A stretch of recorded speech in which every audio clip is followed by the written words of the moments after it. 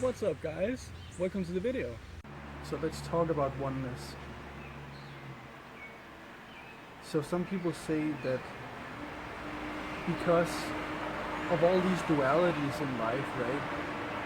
Because of all these apparently dual, hot and cold, far and close, love and fear, because of all these aspects, they look at this and they think, then life must consist of a bunch of dualities. And this is true that the material world is full of dualities, which is what signifies what signifies this world as a material world. It is made up of all these dualities. So when people look at this and they see hot and cold, they see suffering and happiness, pain and well-being, thinking that all this is a product of duality is correct, but it's only within this material world. And it is in fact an illusion. The material world does have a lot of dualities, but let's try and go a little bit deeper. Let's try and go beyond the notions of material world and energy. Let's try and just look at duality. So actually the fact that the duality of the bee and the flower, right? The flower and the bee, you can look at this as a good example. So like that duality actually doesn't indicate two separate beings. That scenario of the bee and the flower meeting each other actually signifies oneness. And the reason why is that it may appear that the flower and the bee are two opposites, right? And that they need each other. Actually, actually, what's happening is the flower is dependent 100% on the bee, and the bee is 100% dependent on the flower. They are absolutely in need of each other, and if one didn't exist, neither would the other, because they have a symbiotic relationship of oneness. The reason why everything is symbiotic in this world is because that every single thing that you can look at is a product of oneness, so all is functioning out of oneness. So when you look at something that's hot and something that's cold, you think that they are opposites, right? That they are dualities, but the thing is, you need both of them, right? You need both hot and cold.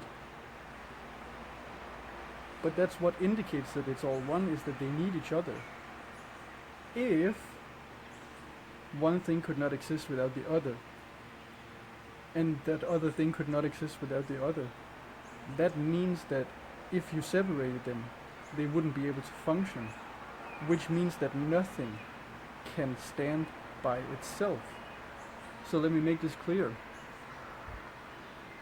Let me repeat this. So if one thing cannot exist without the other, that means that nothing can stand by itself, meaning that nothing can exist without the support of everything functioning together. So actually this is proof of oneness, not proof of duality. So a fruit needs a tree to grow from, and a tree needs to produce the fruit to be able to do its thing. That's just what trees do for some reason, who knows why.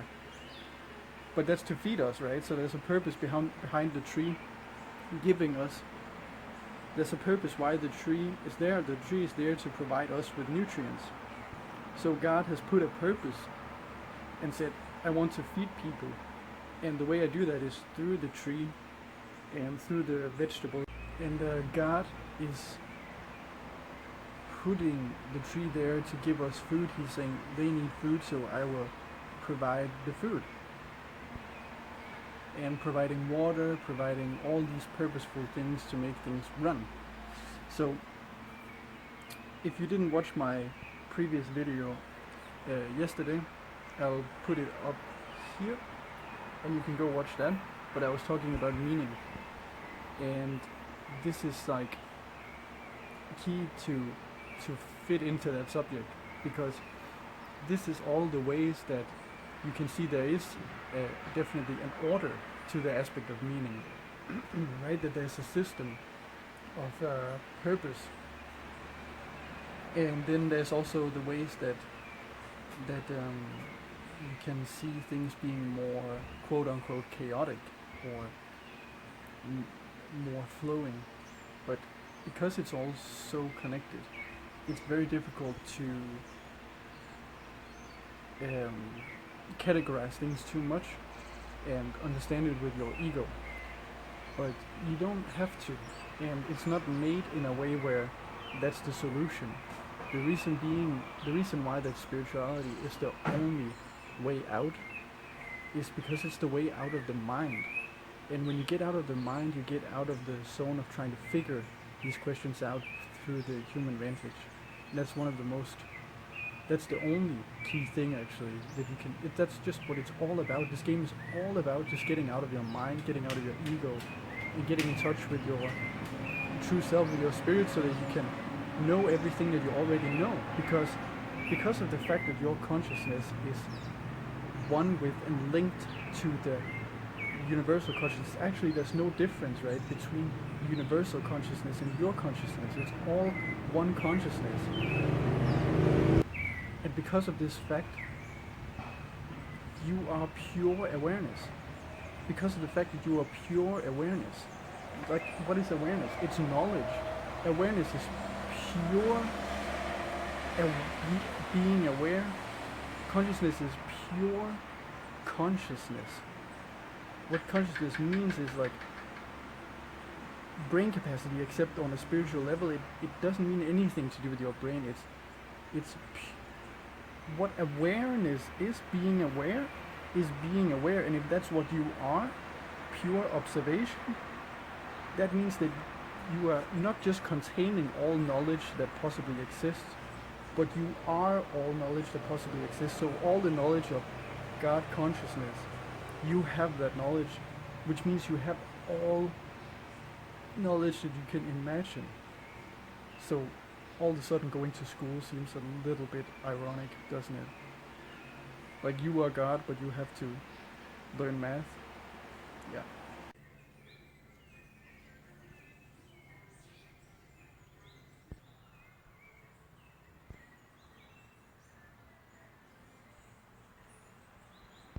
So what do you do with this knowledge?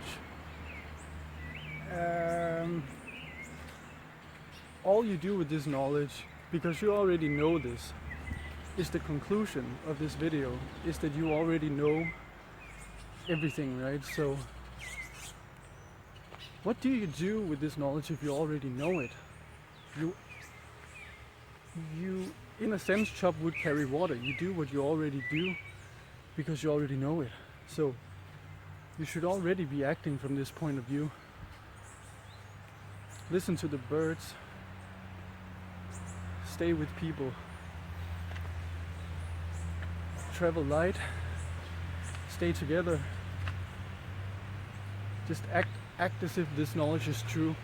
Because even if you don't believe it, if you don't believe in yourself, acting as if it's true will transform your life. Whereas acting as if it's complete BS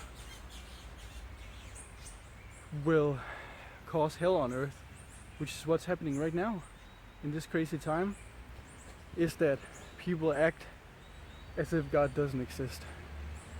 So obviously that doesn't change the fact that God exists just because you don't believe it. But what happens when you act as if God doesn't exist is that you're acting like a Satanist. You know, people are killing each other, killing innocent children, shootings,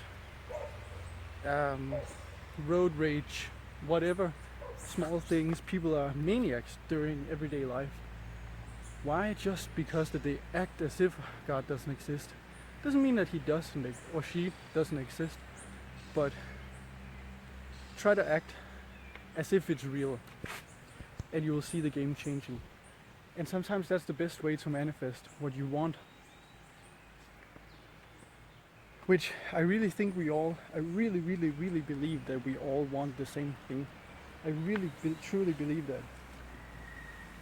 I really believe that we all want to be free, and the least dependent on money as we possibly can, as much financially free as you can be.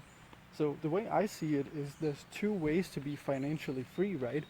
One is to be free of financial, meaning that you don't have to use money, you know. Either you're like a rich kid and someone is paying for everything, or you right? I'm just being honest. Or you whatever that may be.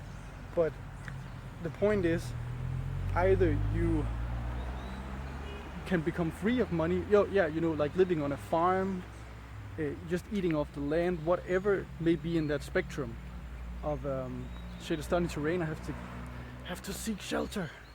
It's raining so much here. Okay, anyways, yeah, whether that be living on a farm, eating off the land, living with shamans, whatever alternative way you have, that's the way you can be free of money, right? Or like I said, if you're a rich kid. So there's a bunch of scenarios there where you can be free of money. But then there's another way to be financially free, which is more controversial. But since everyone is working 9 to 5 anyways, I guess not so controversial.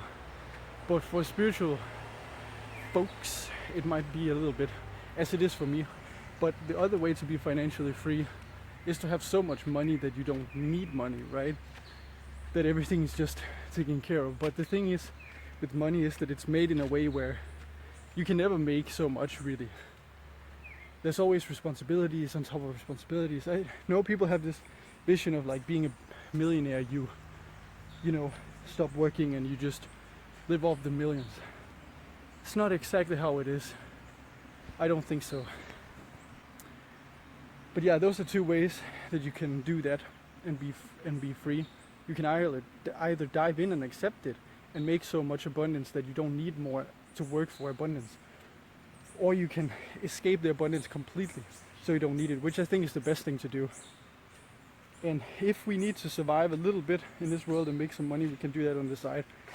But my goal is definitely not to have money in my life, but be abundant, get all the food and everything I need, and, you know, trade and live in gift economy, like in a permanent eco-village situation.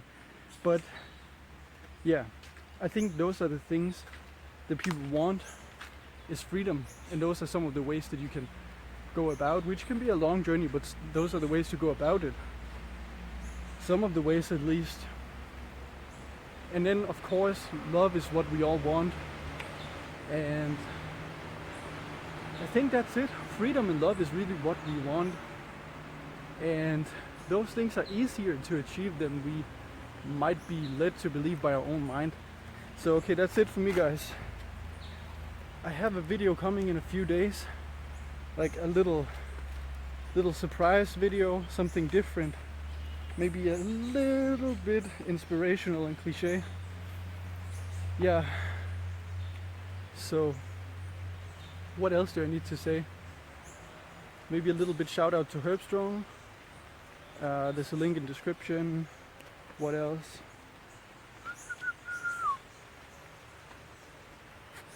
Yeah, just shout out to all the really cool people out there, and thank you for supporting this channel that is very much trying to go up a very, very, very tall hill in the mountain of the YouTube algorithm. Whew. Yeah, that's crazy. You can find me on Instagram. Peace, love. I'll see you guys in 2 days. 2, 3, something. I'll see you guys. Boop.